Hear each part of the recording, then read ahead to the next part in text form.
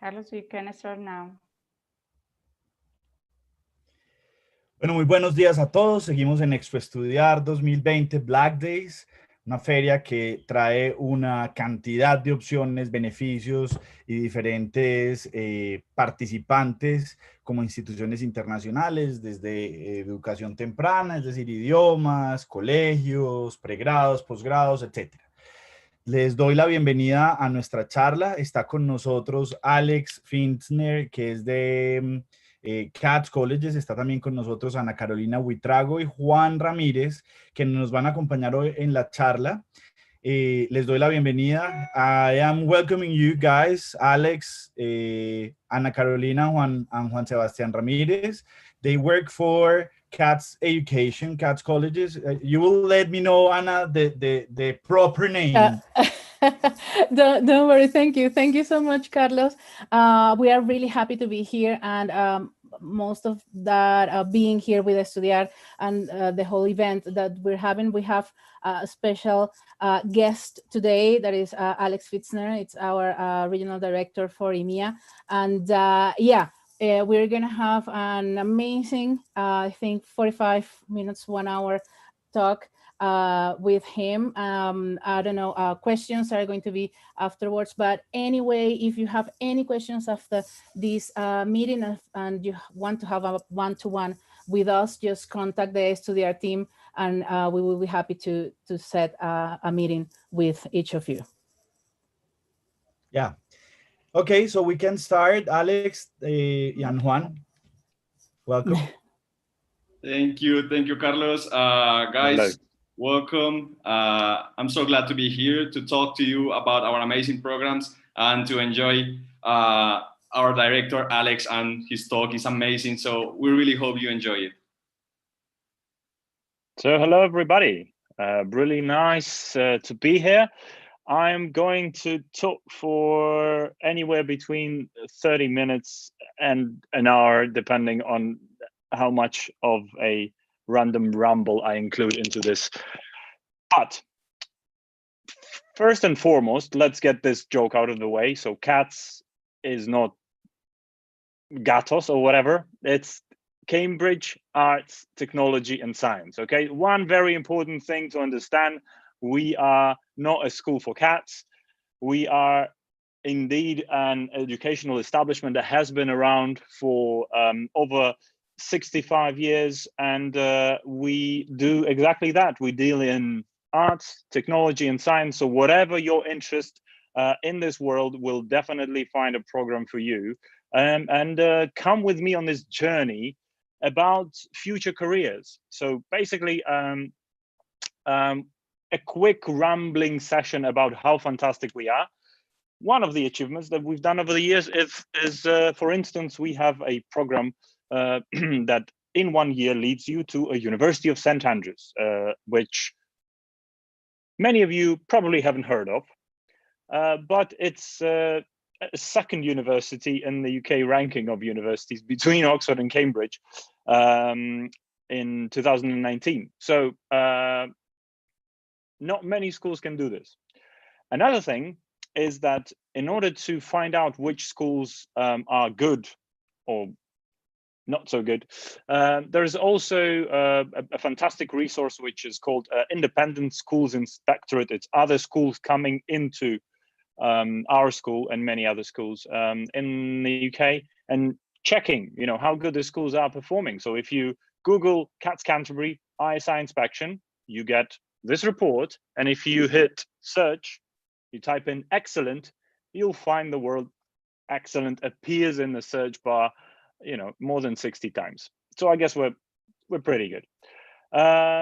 There's also lots of achievements because we are on a Parliamentary Book of Excellence as a Center of Excellence. We have received an award from Queen Anne. We have been shortlisted multiple times as Best School by Times Secondary Education. And one of our principals actually received an Order of the British Empire from the royal family for his contribution into development of education. Now, the way I usually interact when doing this lecture with the audience is with a binary code, essentially, right? So 0 is a no, and 1 is a yes. So I am having some of the panelists here who will be answering the questions. So I will be receiving some feedback, although not from most of you viewing this talk. But you are welcome to ask any questions about it, and you know, feed in your answers as well, if you so please.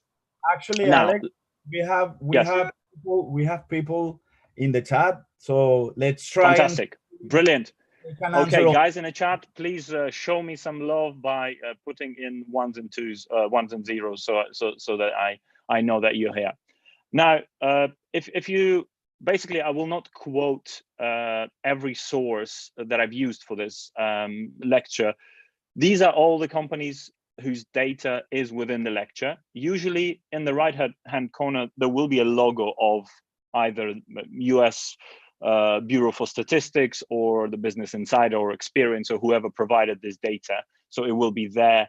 So if you want to research any of the topics in a bit more detail, you can just Google that alongside the name of the company, and you'll receive the full report on this issue.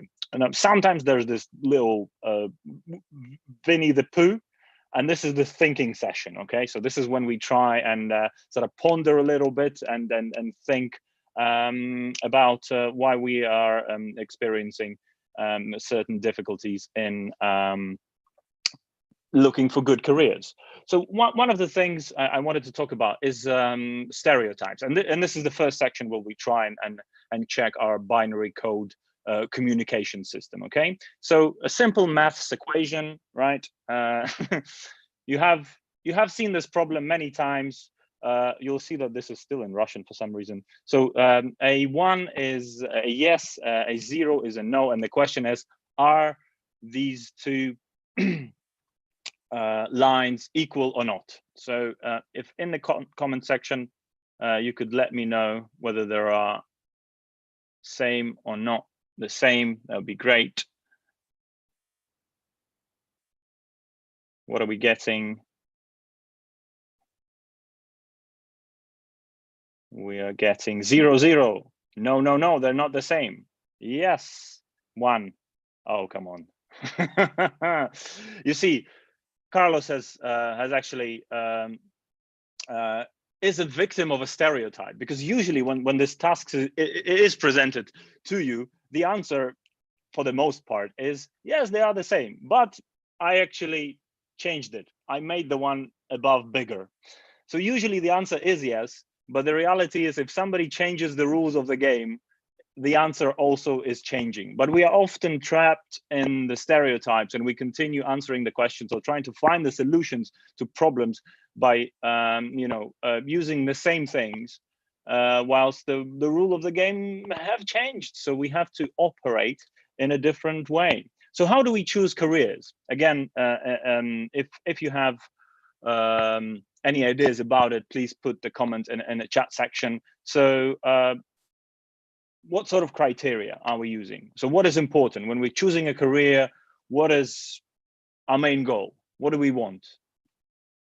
So any answers are welcome. What are your thoughts?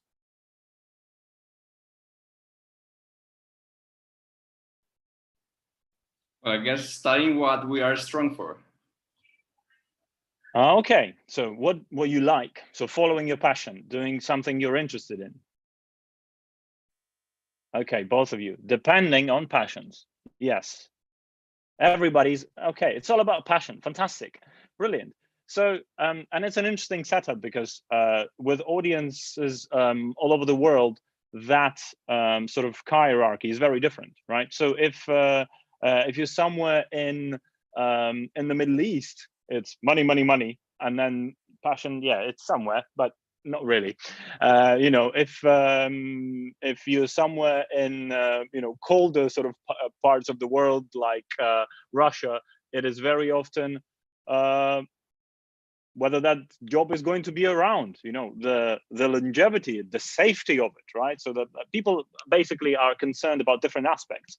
But what I found that it is usually one of those three, right? So prestige, it's money, it's how well respected the job is, how fancy and trendy their career is, safety, whether it's going to be around, whether robots will replace me, whether I will be comfortable there, and comfort, whether it's actually appealing to me. Family is an important decision maker. Absolutely, it is, always is, and the comfort section is a huge part of it. So parents are usually concerned about whether their child is safe, whether their child is employable, re-employable, and so on. So these are the main criteria. Okay, so now let's think about what are the jobs that are worth getting into. Any ideas? First thing that springs into mind, just type it in the chat section. What do you think? Or speak out loud. Well, normally in Latin America, I think people is focused on engineering, medicine, and medicine, business at some point. Yes. Management and business. Okay, we've got the 4, and these are the 4 that I hear everywhere in the world. And you see, I have a question typed out. Why so few? And for some reason, anywhere you go, these are the options, right? And it seems that this wonderful and creative world of ours should be producing more. Law, yes. Okay, lawyers are number 5. We're getting spread out a little bit.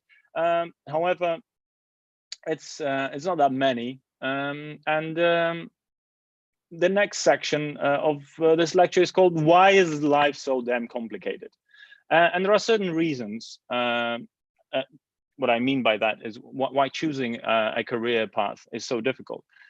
We get affected by a lot of things. So this actually is, amongst all of the lectures I'm doing, this one is the most annoying to do, because I have to update it every time I am about to perform it, because it changes so quickly. So for instance, the US news report has a ranking of jobs, right? It's like, which job is the best? And you can see this is the ranking just flying in front of you.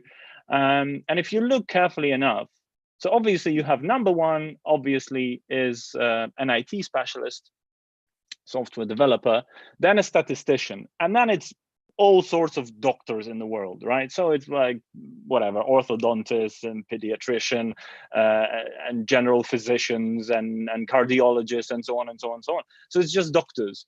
But in any room, in any world, any classroom, if you ask students, or you ask amongst yourself, whose parents are doctors, you'll see perhaps one hand.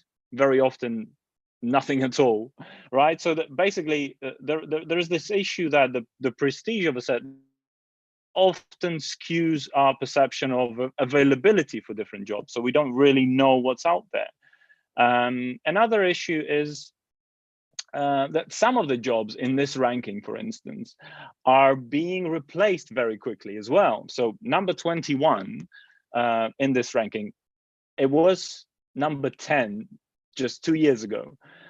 So I think it will disappear completely now, is a pharmacist, right? But because automation of pharmacies has been so quick, and basically the modern pharmacy looks like this, and more of these are being put in around the US and in Europe and in major cities all over the world, every year, very often and very soon, pharmacists will be made redundant and will be fewer of them. So this brings us to another difficulty in choosing a career, is how many of these jobs are being replaced or are disappearing. Amazon Pharmacy has now, oh, there you go. So yeah, obviously all retail very soon will be just one big Amazon warehouse.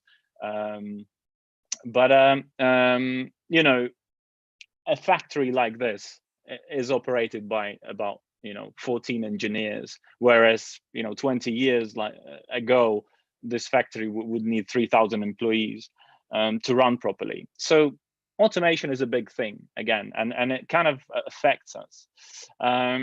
So this fellow here is Ray Kurzweil, and he used to work for Google.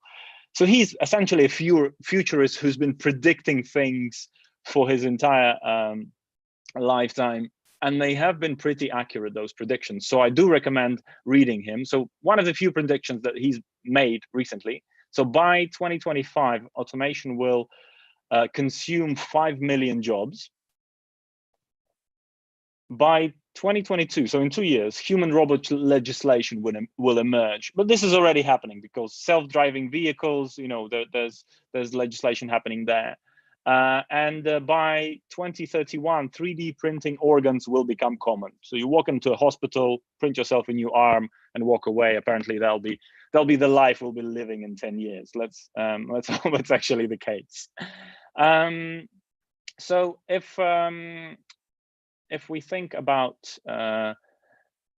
the first notion there, so automation, 5 million, is that a lot?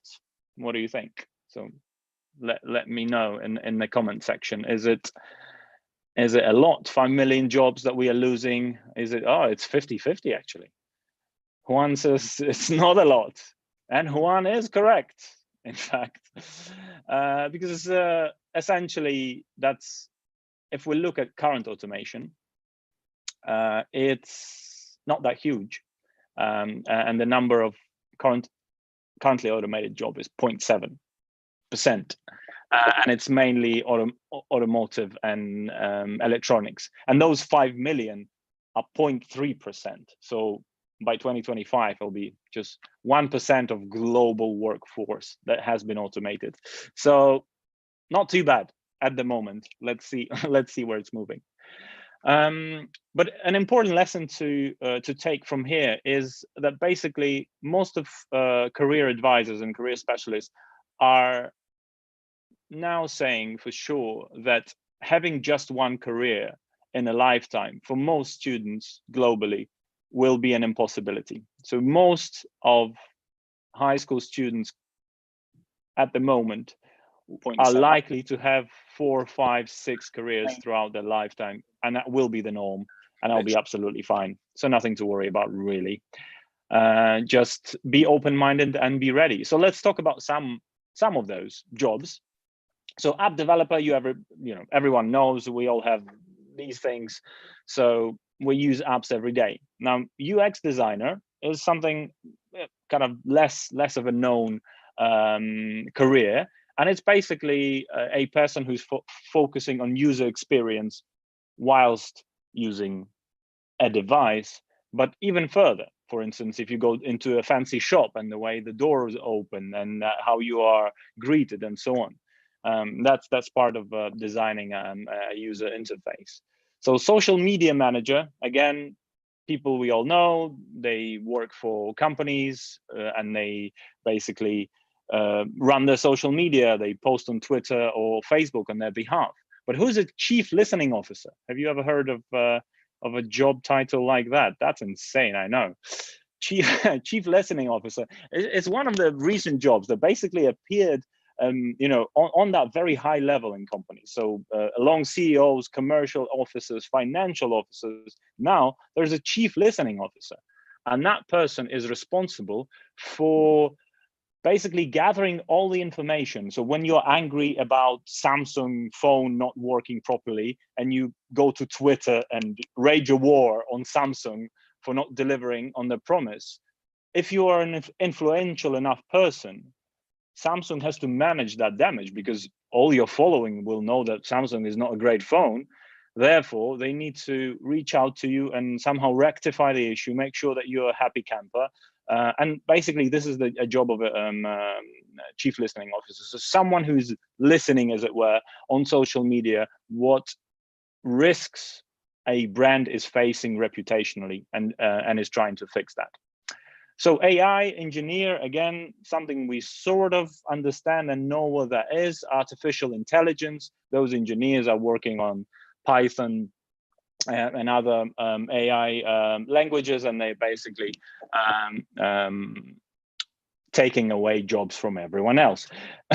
But funnily enough, they actually are also producing jobs. So an SDV, so self-driving vehicle mechanic, is a new job because apparently fixing a Tesla isn't the same as fixing a 20-year-old Toyota. Apparently that's a different thing. So that needs a specially skilled mechanic, and those are new jobs that are being created as a result of this development. So that's an interesting clip from NVIDIA on how hopefully their new developments will improve this interaction, right? So the grainy video that you see, the new chip from NVIDIA is improving the quality of the picture. Apparently the camera will be able to follow you around the room if you're walking back and forth. Well, backgrounds we already have, but there will be a lot more sort of concise and beautifully made. There will be sound noise reduction. So you will be able to have a conversation whilst your dog is going crazy in the background. Again, thanks to AI automation, that's something that is going to be made possible. For some reason, they have to have Memoji and everything these days. So if you want a mask of an alien, that could be done. There's also live translation that this AI will be doing. So somebody speaking in a different language, the AI will recognize the lip movement and translate language on the go. And the creepiest of all is if you're looking off camera, the AI will be able to map your face and actually move your head into the right direction. This is crazy, I know, but apparently that's what's awaiting us in the nearest future, thanks to all the gadgets that artificial intelligence is producing for us. So data analytics, again, something that most of us understand and know, sort of. So we are leaving tons and tons of data behind us. We go into coffee shops, we check in, we post our entire life on social feed, and all that data is collected. And you've all seen Social Dilemma by now, so you know how it works. So data scientists are people who are essentially developing methodology for the work of the algorithms and the analysts who are using data. So science is a level up from that. So on tiny bit on the importance of data.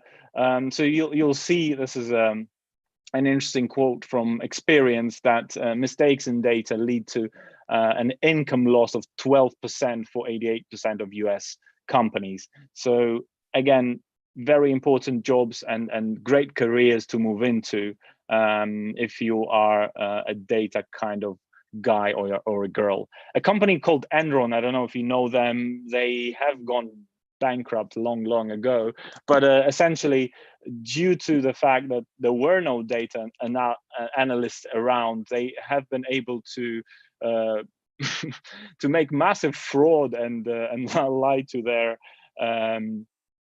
investors and project income that was never there, and it wouldn't be possible now because of the data analysis.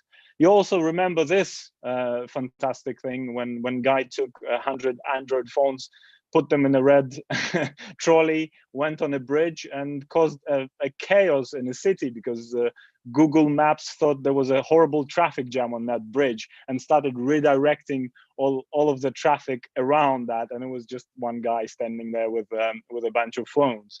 So again, preventing things like that is something data analysts would be doing. So an interesting number here, 8 years ago, none of these jobs existed. Okay, so I think it's a very difficult concept to actually grasp, but the pace at which new jobs are coming is far greater than how quickly they are getting replaced. So if you are 16 now, in 8 years, you probably will be doing your first proper job. I mean, you'll be working as a student, whatever, in a coffee shop, in a company, doing apprenticeship if you're lucky, but probably, you finish your high school in 2 years and a couple more years for your university degree, and you'll be doing so in the 8 years that are sort of dividing you from now, to that point in time, more and more jobs will appear, and they are constantly appearing. And whilst hunting for a job, it's also very important to understand that most companies now actually don't read your resume. So if you're applying for a job, nobody's looking at your CV physically, right? Algorithms are doing that. And again, you have to be skilled at producing one. Okay, so let's move into creating a resume. So which qualities do you think employers are looking for? Let me know in the comment section. What is the most important thing that an employer is looking for in an employee? What a experience. You goddamn right. One, experience is good. What else? Adaptation. Anna Carolina, it's as if you have already talked to me about this. So that's an interesting aspect, actually. Experience. What are the things? Punctuality. You know, stress resistance. Ever heard of that? Leadership qualities, persistence, whatever. Hardworking, responsibility. All of these. Apparently, nobody cares. IBM did a research, and they talked to 1,800 CEOs of biggest companies around the world, and those guys told them that adaptability and creativity are the two main things they're looking for. Obviously, if you are punctual, that helps, but they are mostly looking for those two qualities. And so adaptability is one of those which is super important.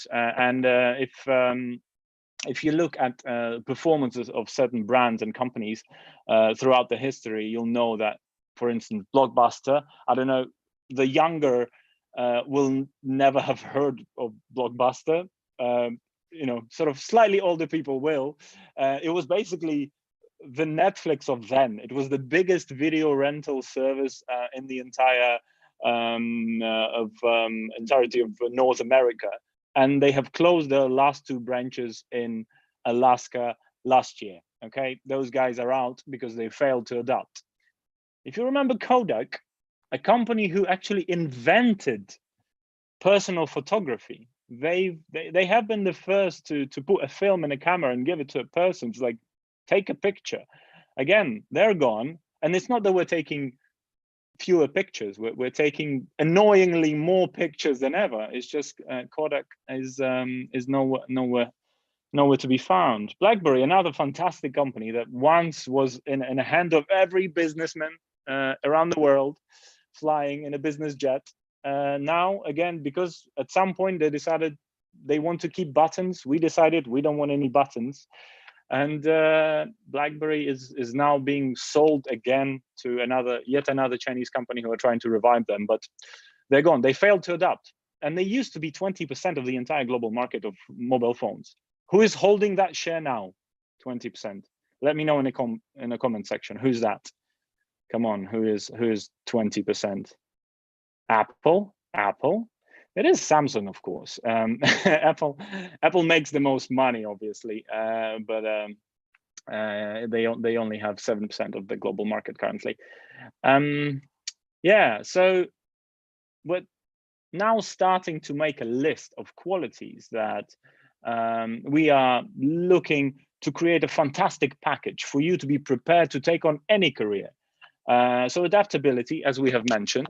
Then we go on to creativity, which is a little bit under a portion of risk from artificial intelligence. And there's another short clip from NVIDIA. I don't know if you've seen that. Basically, they've created a neural network that is creating photography on the right from doodles on the left in live mode. So this guy is now going to turn forest into, and then he's drawing a waterfall, and it's creating basically a live photograph just in a second.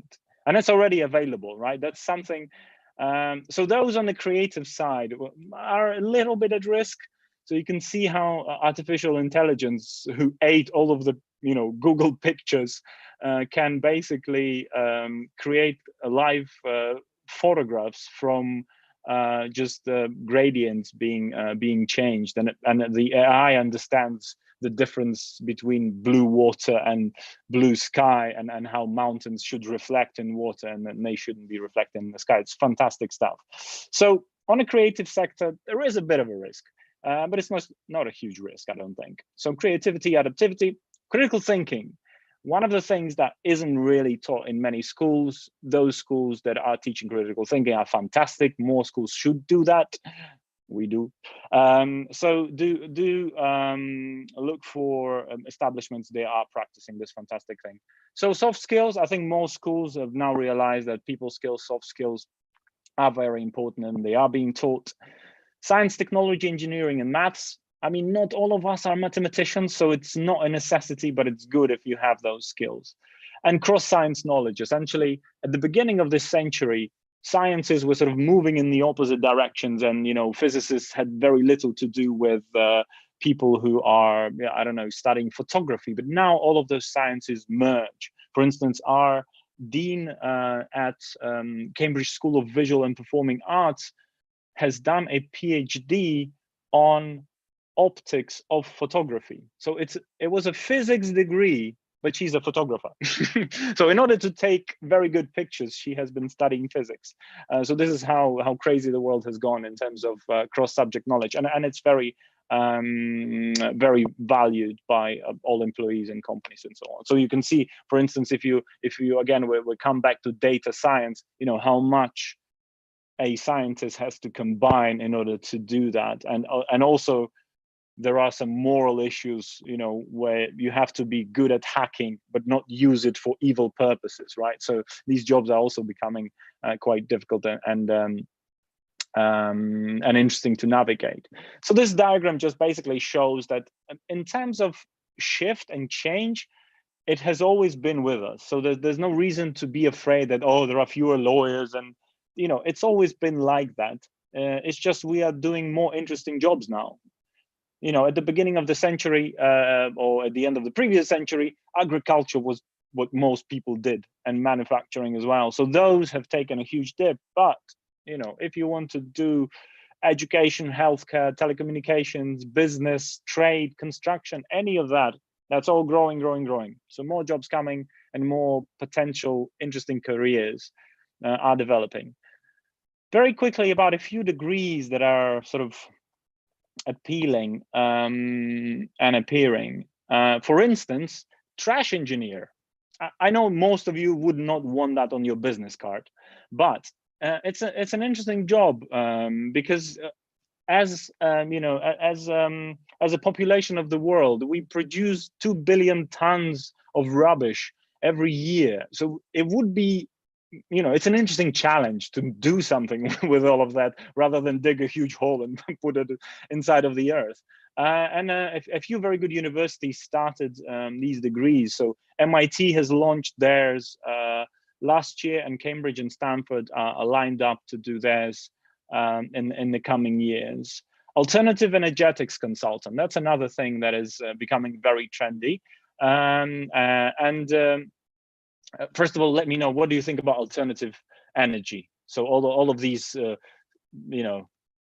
solar panels, is it yeah or is it no? Is it good? Is it not good?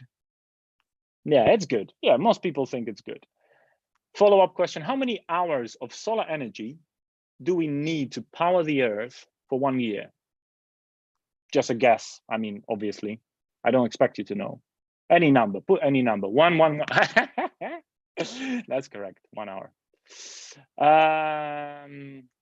Yes, indeed, because the sun is producing 120,000 terawatts. So it's just one. 1 hour. We're not very good at gathering that energy. That's the problem.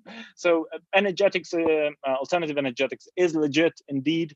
And there are a few universities that are doing kind of a very interesting degree. So Oregon Institute of Technology is the only faculty in the US where you can study a combination of renewable and traditional energy. And there's University of Texas that does sort of, oil as well as renewable, again, a very interesting faculty. And MIT has an energy studies minor.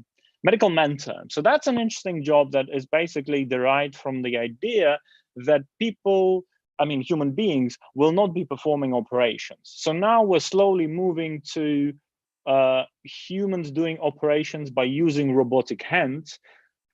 But it's believed that in very close future, robots will be performing operations. So medical mentors will become people who do the follow-up, who work with the patient after the operation and so on. And that's another sort of field that is not necessarily as technical. And if you don't like blood, but you like helping people, that's potentially something you know, to consider as a career. So psychology, nutrition, dietetics, sociology, biology would be the relevant skills for this.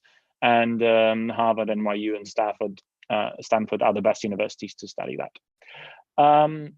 So last one is IoT security specialist. IoT, some of you know, some of you have no idea what the hell that is. That's Internet of Things. So remember, there was a time when Chinese companies started putting Wi-Fi into literally everything. You could buy like a dog's house with Wi-Fi and that would be syncing for some reason. And it was all good. People were buying those devices, but it turned out they were very, very insecure.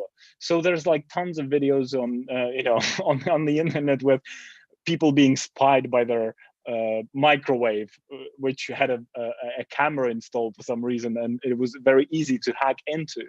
And when I first did this bit, I think 7 years ago, it was just, you know, starting to become, and now there's actual jobs. I found 3 jobs for anyone who's interested in entering the Internet of Things world. There are actually, you know, people are hiring and paying good money, 130,000 a year to be an IoT security specialist. So do and go study at MIT or Cambridge, Boston University, and Royal Holloway has the best cryptography faculty in the US. Again, very good. I'll stop here with the jobs, but basically the spec is very, very wide. So there's self-driving vehicle logistics, there's commercial space piloting, which, you know, Elon Musk and all that.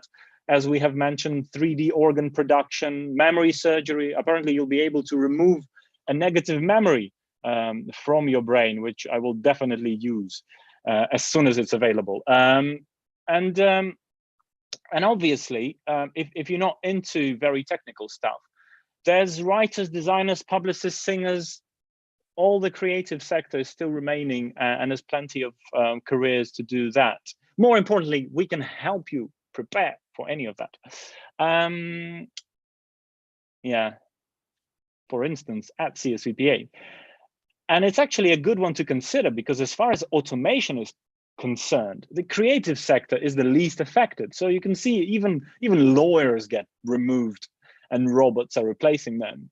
But fine arts is something that isn't very, very automatable, at least at the moment. So it's an interesting career to pursue. It is moving more to programming. You know, a designer is more of a coder these days than they ever used to be. But it's still an interesting career. Okay, so universities. I've mentioned a couple of these universities. You know, Ivy League, everybody's favorite.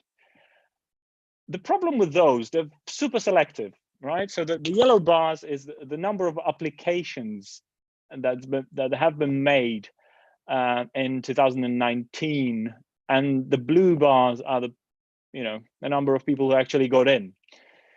So it's a bit challenging, to say the least. But we have students who actually made it, right? So not impossible. This girl, for instance, actually received a 100% scholarship at Cambridge University, which and it's just a reflection on, people say, oh, Alex, those people are very Asian. Yes, of course they are. But if you look at statistics for the Organization of Economic Cooperation and Development, those countries tend to have higher grades on on the score, but our students are not limited to just those. So we have plenty of students who are very non-Chinese and actually manage to get to Oxford and Cambridge. So it's a matter of choosing a right school. And one very important thing as well is that, you know, a right school will prepare you for a career regardless, because very often we think, oh, this university is the best, I need to go there. But if you actually look at the percentages of students who have been admitted, you know, Harvard does even less. International students are even a smaller proportion of those universities, right? So most of the students who get accepted to these universities are actually locals, right?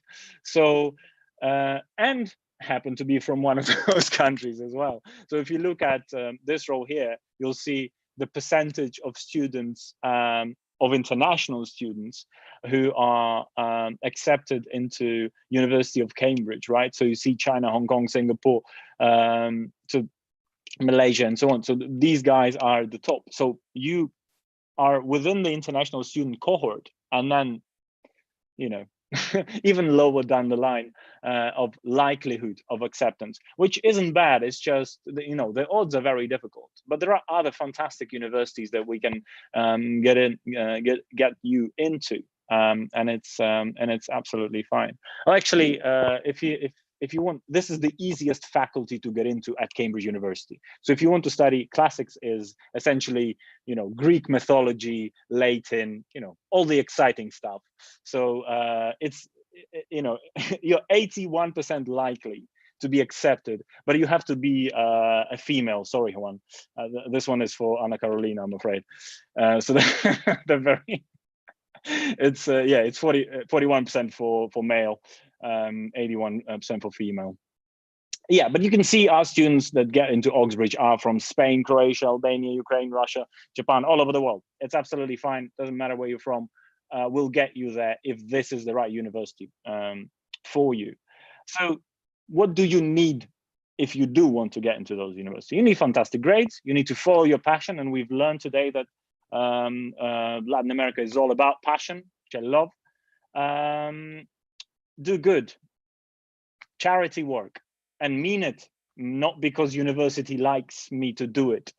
Write great essays. For some of the UK universities, this is the only way to communicate with your tutors. So fantastic essays are a must. Choose the right school. You know what to do.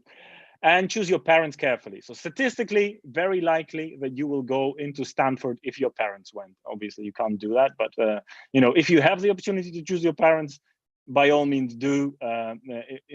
You'll get a higher chance of getting into those unis. So I'm not going to focus too much, I guess, on the choice of A-level and IB and UFP. It's just, these are various options of getting into those universities. Just one key difference that I think is worth mentioning is that for students who are sort of more used to the American model, where you study lots and lots of subjects, A-level may seem like a crazy idea. You study very few subjects, but it also lets you concentrate.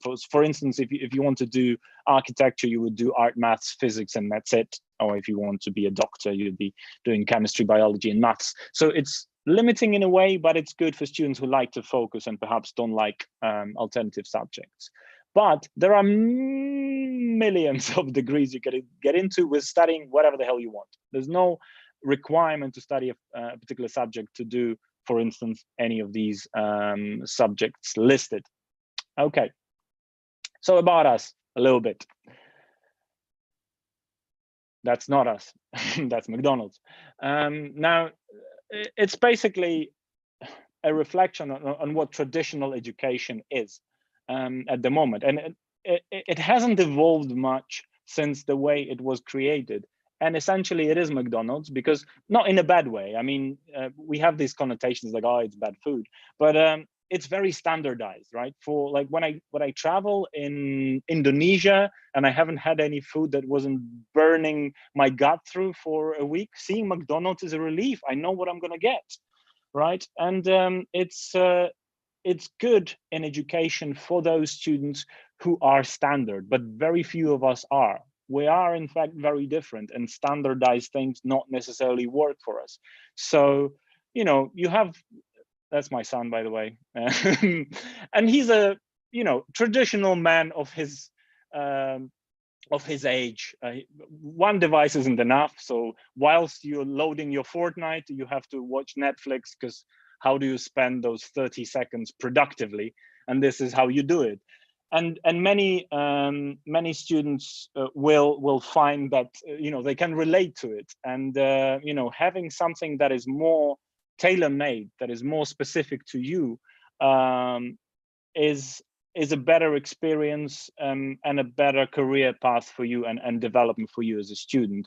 Hence, you know, this is exactly what we do as schools. So you know, depending on where you land with us, in Cambridge, which is more modern, in Canterbury, which is more traditional, in London, which is a big city, capital city school, or in Boston, which is a combination of all, you know, a huge campus, fantastic facilities, close to the smartest city in the US, but also a very homely, cozy feel. We'll do just that. We'll prepare you by using our lethal weapon, which is called Key Professions. We basically have a very strongly tailor-made course for each individual student, and we focus on your strong side. So if you are looking into, you know, getting into Oxbridge, God forbid, then we'll have a special preparation course for you. And for those students who are lucky enough, for instance, to study in Cambridge with us, this is the room where the first hydraulic computer has been launched in Cambridge. Is still there, and our students regularly visit that room, and they get to participate, you know, to touch that history, and you know, and see how these universities are operating.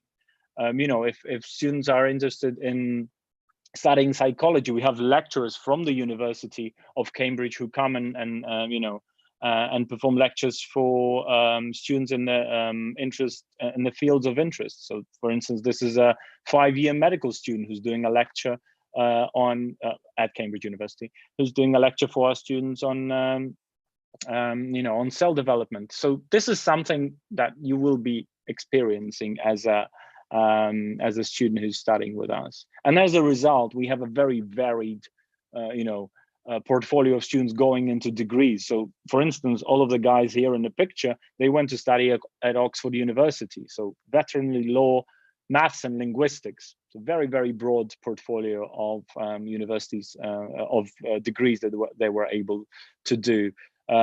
This is one of the strongest schools in mathematics as well. Now, back to Ray.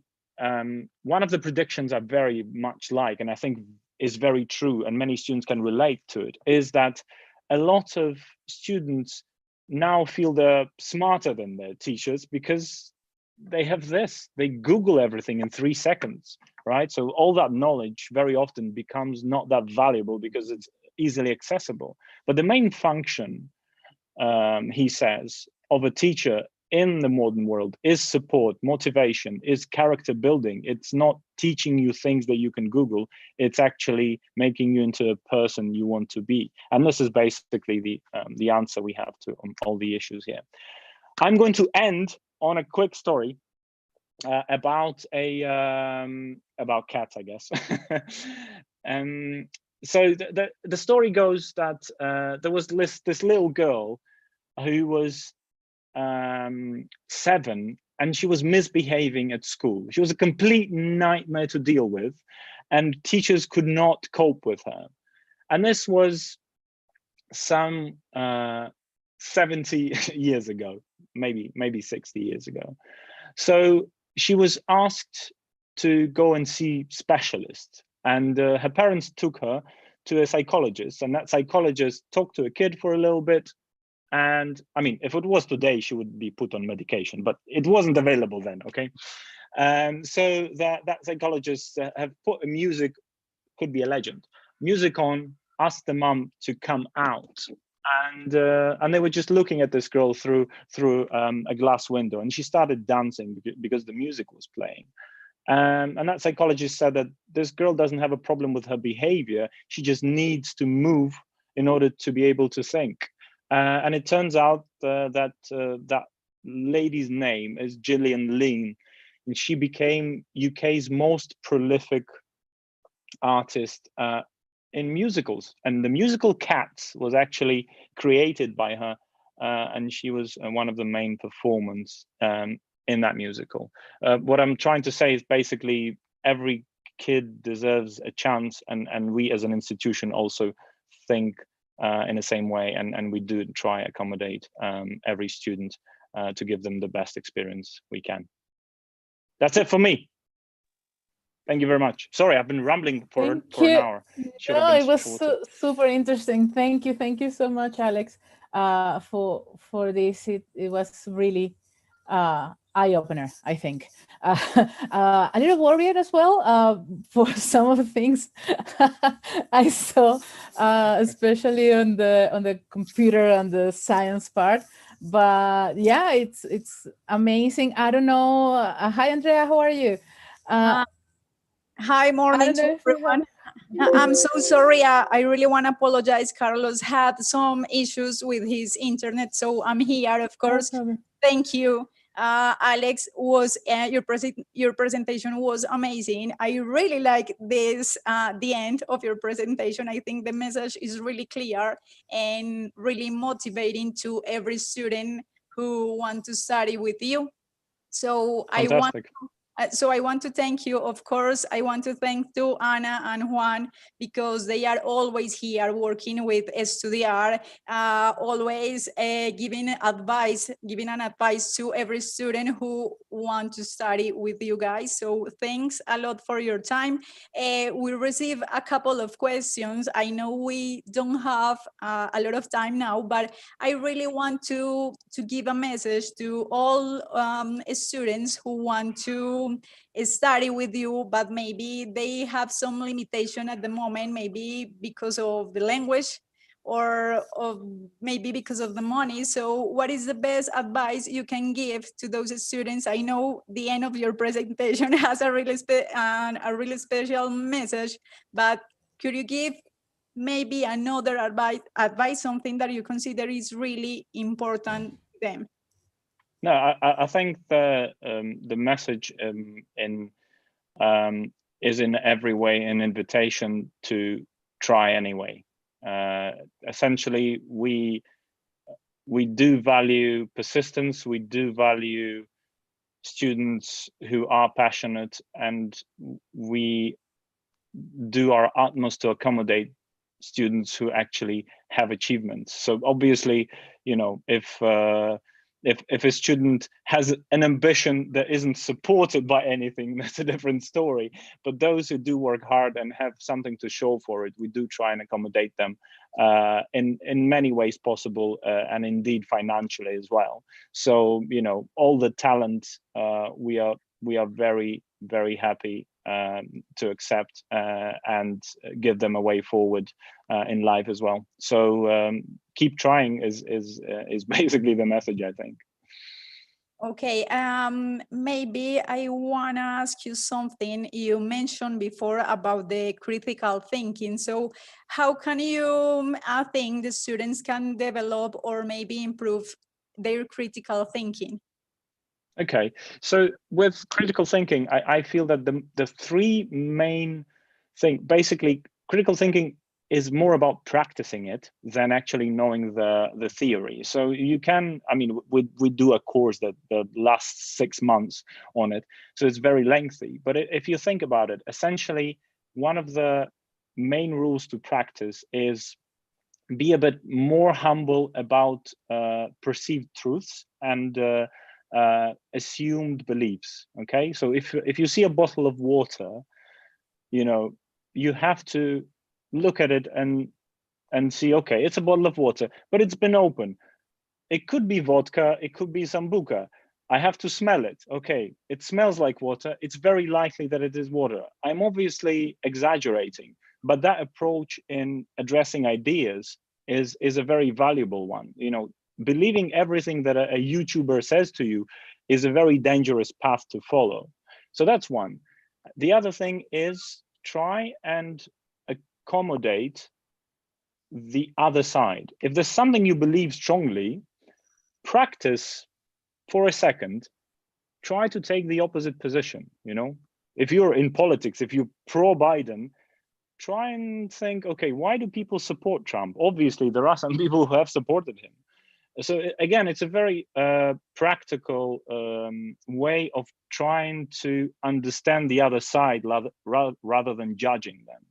And the most important is be a bit more humble about what you know. So Dunning-Kruger effect essentially is one of the biggest issues that people are facing when they're not practicing critical thinking. If their assumption of their knowledge is much greater, and as you know, anyone who studied anything, you know, to a certain level of depth, when you start studying something, you realize how small your knowledge is on the subject. But before you approached it, you thought, oh, actually, probably I know most of the things. So I would say these three things, practicing them on a daily basis will be a good start. And obviously there are lots of courses that you can do in critical thinking.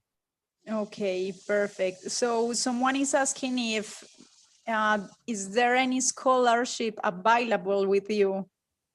Yeah, I can answer that one. You have the right people, yeah.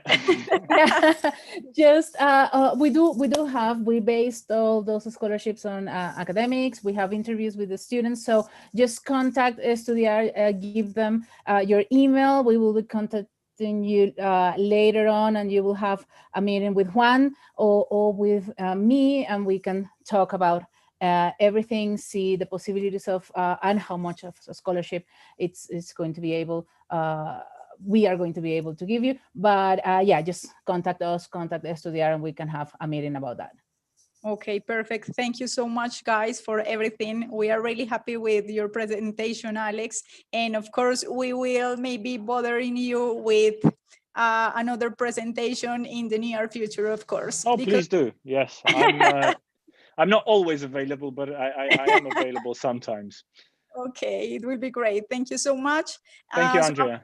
I'm gonna speak in Spanish to say muchísimas gracias a todas las personas que estuvieron conectados con nosotros. Los invitamos a que sigan participando no solo el día de hoy, sino el día de mañana en todas las charlas que vamos a tener y también en toda la feria. En el caso de el grupo como tal de CATS, vamos a encontrar diferentes instituciones y opciones para ustedes. Entonces, muy invitados a que ingresen en Pabellón de Idiomas y también Educación Superior, porque hay muchas opciones con ellos, y Juan y Ana van a estar súper atentos, y también en el chat de Estudiar. Muchísimas gracias a todos, que tengan un feliz día. Bye bye, Alex. Muchas gracias, Andrea.